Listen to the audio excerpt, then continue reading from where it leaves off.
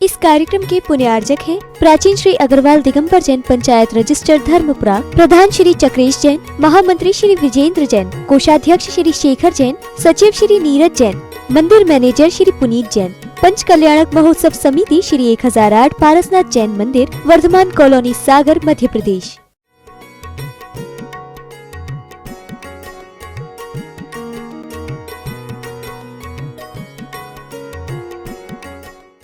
एक अपन कहते जबरदस्ती क्षमा मंगवाते, वो जब तक वो हमसे क्षमा नहीं मांगेगा तब तक हम क्या नहीं करेंगे।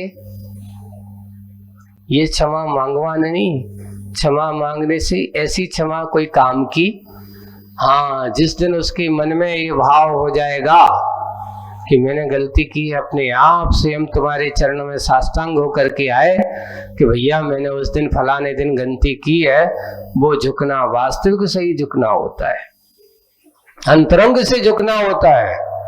मात्र जबरदस्ती किसी साम दाम दंड भेद के माध्यम से किसी को झुकाना, ये झुकाना नहीं होता, उससे उसको कोई फायदा होने वाला नहीं।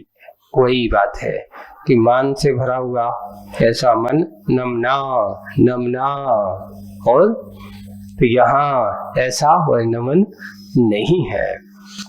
आगे बादल दल पिघल जाए, बादलों का दल यानी समूह पिघल जाए, किसी भांति कांटे का बदले का भाव बदल जाए। कौन सोच रही है? इसी आशा से माटी कुछ कहती है उसे, बादलों का दल ये भी कहते भैया कम से कम यही बरस जाए, तो जो जो कांटा चुभने के चक्कर में है तो उसके कारण से ये झुक हो जाएगा, कुछ हो जाएगा। पर ऐसा मन में किसी भांति कांटे का बदले का भाव, क्योंकि मेरे स्वामी माटी क्या कर रही है कि मेरे स्वामी ऐसे शिल्पी को चुभेगा तो उसको पीड़ा होगी। मैं नहीं चाहती को मेरे शिल्पी को, मेरे स्वामी को ये कांटा चुभे, ऐसे भाव मन में लेकर के इसी आशा से माटी कुछ कहती है उसे कि किसे कहती है से बदले का भाव वह दलदल है कि जिसमें बड़े बड़े बैल ही क्या बलशाली गज दल तक बुरी तरह फंस जाते हैं।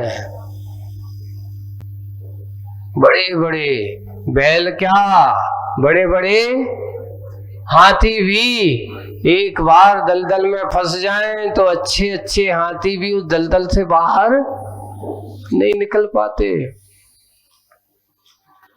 इसलिए बदले का भाव वह दलदल के समान है। जितना जितना तुम बदला करोगे, बदले के भाव से जियोगे, आज तुम किसी को बदला लेने की सोच करोगे, अपने यहाँ कहते हैं ईंट का जवाब किससे दो, है ना, ईंट का जवाब पत्थर से दूंगा, तो पत्थर का जवाब फिर किससे मिलेगा, बड़े पत्थर से मिलेगा। बड़े पत्थर का जवाब और बड़ी सलाह से मिलेगा, क्योंकि जितना जितना तुम बदले का भाव बढ़ाते जाओगे, सामने वाला भी बदले का भाव, क्योंकि दोनों एक से मिल जाए, दोनों कसाय भाव से मिल रहे हो। आज अपन सोचते हैं एक सबसे बड़ी नीति होगी, देखिए कोई काम कर रहा है, एक काम करो जो काम नहीं कर पाए। लोकतंत्र में जीने वाले हैं हम, सबको समान अधिकार है। ऐसा तो है नहीं कि राजतंत्र ऐसा है कि राजा के इशारे के बिना कोई काम नहीं हो सकता। लोकतंत्र तो कहते प्रत्येक राजा बनने की क्षमता वाले हैं, जाके हिस्ट्री लगवाओ, इसका काम नहीं होना चाहिए। क्यों नहीं? अरे इसका काम हो जाएगा। आज यही हो रहा है, एक दूसरे के काम में रोड़ा अटकाना। हमारा काम नहीं हुआ तो इसका काम भी नहीं होना चाहिए। और ये बदले के भाव उसको कभी बदल नहीं पाते। जितना जितना तुम बदले के भाव से जियोगे, ना तो स्वयं को बदल पाओगे, और तुम चाहते हो कि सामने वाले को बदल दे। अरे किसी के कर्म के सिद्धांत, किसी के पुण्य पाप पर तुम्हारा कोई अधिकार नहीं है। आप किसी के पुण्य पाप कर किसी के पुण्य को छीन नहीं सकते और किसी के पाप में सहयोगी भी नहीं बन सकते। अगर उसने जैसा किया है वो तो उसको भोगना ही पड़ेगा। इसलिए बदले का अभाव ना तो उसके लिए सुख का कारण होता है, हमेशा दुख का ही कारण बन जाता। वही बात यहाँ कि बड़े बड़े बैल ही क्या बलशाली गजदल तक बुरी तरह फंस जाते हैं और गल कपोल तक पूरी तरह धस जाते हैं। दलदल में हांसी फंसा है और जाकर के धसता जा रहा है। पूरे गले तक कपोल पूरा का पूरा दल जाते हैं, पूरी तरह धस जाते हैं। बदले का भाव वह अनल है, आग। अनल का अर्थ आग। बदले का भाव वह अनल है जो जलाता है तन को भी और चेतन को भी। तन को जलाता है, तन को भी चेतन को भी। एक भाव नहीं, कितने भवों तक। पार्श्वनाथ भगवान का कल निर्माण महोत्सव था, है ना। कौन हारा? बदला लेने वाला हारा कि बदले का सहन करने वाला हारा? कौन हारा बताओ? बदला लेने वाला हारा था, बदले को सहन करने वाला हारा नहीं था। पार्श्वनाथ भगवान ने एक नहीं 10 भाव तक उस बदले का सामना किया, बैर भाव का सामना किया, बैर भाव को सहन किया। आखिर क्या हुआ कि बैर का बदला लेने वाला कमठ का जीव हार गया, नतमस्तक हो गया। भगवान मुझे क्षमा करो, मैं इस बदले के भाव, इसे आग में जलता रहा हूं। कितने भाव से? एक भाव नहीं, 10 भाव उसके निकल गए, पर भी वह बदल नहीं पाया। बदला का सोचता रहा कि मैंने ऐसा मार दिया, नहीं, कुछ नहीं हुआ। भाव तक पीड़ित होता रहा, दुख को सहन करता रहा। वही कि जलता है तन को, जलाता है तन को भी चेतन को भी। कब तक? भवों तक। बदले का भाव वह राहु है। देखिए किसकी उपमा दी है? राहु। बदले का भाव वह राहु है जिसके सुदीर्घ विकराल गाल में छोटा सा कवल वन चेतन रूप भासुद भानु भी अपना अस्तित्व खो देता है। एक सूर्य ग्रहण की कल्पना यहाँ पर की गई है कि देखिए इतना भाषित तेज प्रभाकर सूर्य भी उस बदले का भाव राहु उसके समान है। कैसा है? सुदीर्घ विकराल गाल। एक कल्पना की है, जैसे कहते हैं राहु ने सूर्य को ग्रसित कर लिया, जबकि अपने यहाँ ये जैन दर्शन हो रही कि राहु का विमान अलग है, सूर्य विमान अलग है। पर होता क्या है कि राहु का विमान काला है, विकराल है, काला है। अब वो विमान उसके नीचे आ जाता है। किसके नीचे? सूर्य के नीचे। तो सूर्य की प्रभाव को रोक देता है। ऐसा नहीं, कोई राक्षस नहीं है कि उसको खा लिया, पर कहने को लोक व्यवहार में ये होता है कि जिसने उस प्रभात यानी सूर्य के उस प्रभाव को अपने गाल, वही सुदीर्घ विकराल गाल में छोटा सा कवल, कितना सा? जैसे एक छोटा सा ग्रास, कवल का अर्थ होता है ग्रास। ग्रास को बना करके चेतन रूप भासुद भानु भी अपना अस्तित्व खो देता है कुछ समय के लिए, ऐसा लगता है। वैसे ही और सुनो, बहुत अच्छी कथा का प्रसंग आज इस मुखमाटी में दिया जा रहा है? वो क्या है सुनो। बाली से बदला लेना। बाली मुनि महाराज है ना, बाली मुनि महाराज बैठे हैं कैलाश पर्वत पर, ध्यान में लीन है। तो बाली से बदला लेना ठान लिया था दशानन ने। किसने? सही नाम रावण का नाम क्या है? दशानन। इसका बहुत अच्छा प्रसंग है कि जब इसका जन्म हुआ, दशानन नाम क्यों पड़ा?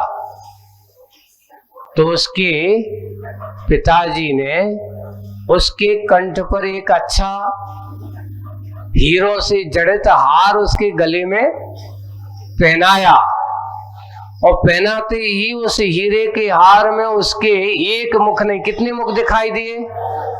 10 मुख दिखाई दिए। अपने यहाँ ये कथा पद्म पुराण में मिलती है। तो उसके 10 मुख नहीं थे, है ना? उसके 10 मुख दिखाई दिए। तत्काल उसी समय उसका नाम क्या पड़ गया? दशानन। 10 आनन यानी चेहरे जिसके थे, इसलिए उसका नाम क्या पड़ गया? दशानन। ऐसे उसका मुख्य रूप से उसका नाम दशानन था। बाली से बदला लेना ठान लिया था दशानन ने। फिर क्या मिला फल? क्या फल मिला? देखिए, तन का बल मथित हुआ। जो अपने आप को बहुत बलशाली समझता था, मैं इस कैलाश पर्वत को उठा करके क्या कर दूंगा? फेंक दूंगा, और ना ये पर्वत रहेगा ना ये वाले मुनि महाराज रहेंगे, जाकर के खाई में पटक देंगे। और उसने अपनी शक्ति, तन की शक्ति को, वही हुआ कि तन का बल मथित हुआ, मन का बल व्यथित हुआ। इधर मुनि महाराज सोचते हैं मुझे अपनी चिंता नहीं है।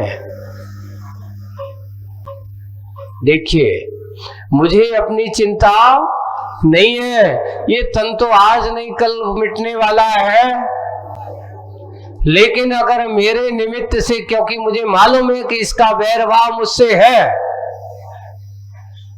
इसकी मान कसाई, इसका कार्य नहीं हुआ, इसलिए मुझसे नाराज है, मुझसे बदले के भाव, पर मेरे बदले के भाव के कारण से इतने सारे त्रिकाल 24 ऐसे स्वर्णमयी रत्नमयी जिन बिंबों से युक्त जिनालयों का नष्ट हो जाए, मेरे निमित्त से ये तो संभव नहीं है।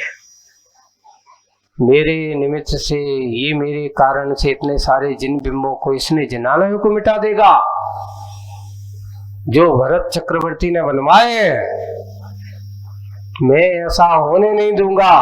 और उन्होंने क्या किया? अपना मन के बल का प्रयोग किया, बल रिद्धि जिसे कहते हो, उस रिद्धि का। मन का बल व्यथित हुआ और यश का बल पतित हुआ। यही हुआ ना? क्या हुआ कि थोड़ा सा अंगूठा दबा दिया बल रिद्धि का उनके, क्योंकि वे बाली मुनि महाराज कौन से रिद्धिधारी थे? बल रिद्धि के धारी थे। अगर बल रिद्धि वो होती है कि अगर थोड़ा सा भी उन्होंने दबा दिया तो वो इतना वज्र इतना भारी हो गया, इतना भारी हो गया, और उन्होंने वहीं बैठे बैठे, ध्यान में बैठे, अपने पैर के अंगूठे को उस कैलाश पर्वत पर जो उसको हिलाने चला था उसको दबा दिया। और दबाते ही क्या करना? यश का बल पतित हुआ। यही हुआ ना? क्या बोले ना? त्राहि माम, त्राहि माम, रक्षा करो, बचाओ, त्राहि माम। यो चिल्लाता हुआ राक्षस की ध्वनि में रो पड़ा। राक्षस ध्वनि में रो पड़ा, ऐसा ध्वनि करते हुए राक्षस की ध्वनि में रो पड़ा, तभी उसका नाम क्या पड़ा? रावण पड़ा। रवती थी रावणा, जो रोता हो सो उसका नाम। अब आप सोच लो, कोई एक हमारे चेहरे पर रोने की दशा होती है और एक हंसने की दशा होती है। राम को हमेशा इसलिए स्मरण किया जाता है क्योंकि उनके चेहरे पर कितनी भी विसंगति हो, कभी प्रसन्नता उनके चेहरे से नहीं जाती। हाँ, इसलिए अभी एक बहुत अच्छा योगा में एक प्रसंग पढ़ा। बोले कि आदमी की जब अपन करते हैं तो 3 प्रकार की हंसी होती है। कौन कौन सी हंसी होती है? एक राम की हंसी, बिल्कुल आवाज नहीं होती पर चेहरे पर बिल्कुल प्रसन्नता। दूसरी उन्होंने कहा कृष्ण की हंसी, छोटी छोटी गुदगुदी आवाज है ना, हल्की हल्की आवाज आएगी, जैसे अपन करते ना हंसते हुए, तो हल्की सी आवाज के साथ, ज्यादा नहीं हंसे। पर तीसरी हंसी होती है रावण की, ठहाकेदार। कैसी होती है? ठहाकेदार। बोले कि ये हंसी है। पर रावण ये मान में हंसता था, अभिमान में हंसता था, पर जो मान अभिमान से परे होते हैं, भगवान जैसी परिणति आपके भीतर आई। भगवान की मुद्रा कैसी होती है? वो बाहर की हंसी आपको बताती है कि रहना है तो ये तुम्हारा स्वरूप है, यही तुम्हारा रूप है। इसलिए हमारे भगवंतों की ना हंसते हुए हैं और ना निराश है, रो रहे हैं। निराश वही होता है जहां कोई आशा हो, अपेक्षा हो। आशा अपेक्षा नहीं होती तब निराशा हाथ लगती है हमारे भगवान को। और हंसता चेहरा हुआ है ऐसा इसलिए कि ज्यादा खुशी हो जाए, प्रसन्नता आ जाए, तो बोले कि चेहरे पे ज्यादा हंसी आ जाती है। तो हमारे भगवान ना हंस रहे हैं और ना उदास है। कैसे हैं? नासा दृष्टि, कोई आशा नहीं है, ना हंसी है और ना उदासता है। खुशी जरूर है, प्रसन्नता, बाहर की प्रसन्नता नहीं हो सकता है। बाहर की प्रसन्नता में झूठता हो सकती है, लेकिन जिनकी दृष्टि में अंतरंग प्रसन्नता होती है, राग द्वेष नहीं होता, किसी प्रकार की वैमनस्ताएं मन में नहीं होती, उनका चेहरा हमेशा प्रसन्न होता है। आज बस इतना ही। बोलिए परम पूज्य आचार्य गुरुवर श्री विद्यासागर जी महाराज की।